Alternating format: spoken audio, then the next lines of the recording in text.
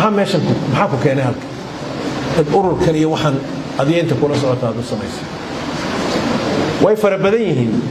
sababuhu laakiin mid baan doonayaa caawa inaan idin hordhigo waxaan rajaynayaa taasu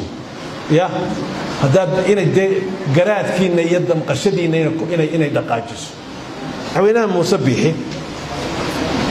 ayaa yimid magaalada Washington DC markii la salaamay buu yiri madaxweynuhu baliyo warama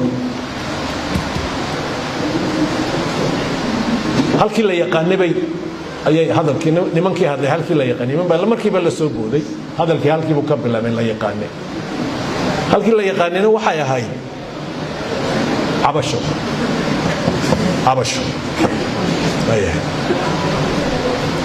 hoostana ay kaga xidhan tahay baryo cabasho iyo baryo wuu joojiyay hadalkii u kaadi raalliha u kaadi wuxuu yidhi Somaliland dadkayga marka la eego ree awdal dhulkooga dhulka wanaagsan ma jiro waa meel nabadana lagu jecel yahay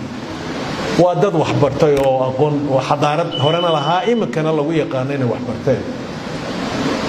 ummadii kalena ay doonayso awdal inay timaado oo magaalada Booramo ka sheekeynayo dadka degan wuxuu yiri waa challenge wuxuu yiri tartan baa soo socday bariyada iyo cabashada iska daayo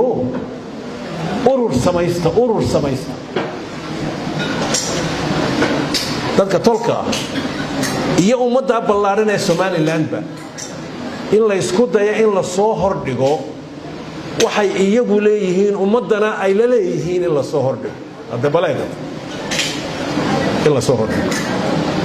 taas ah la akent afar albaab amba afar cell ya ay wax dawladda la yiraahdo leedahay soo ugu horeysa waxa weeye qofka madaxda leader oo salka labaad u yahay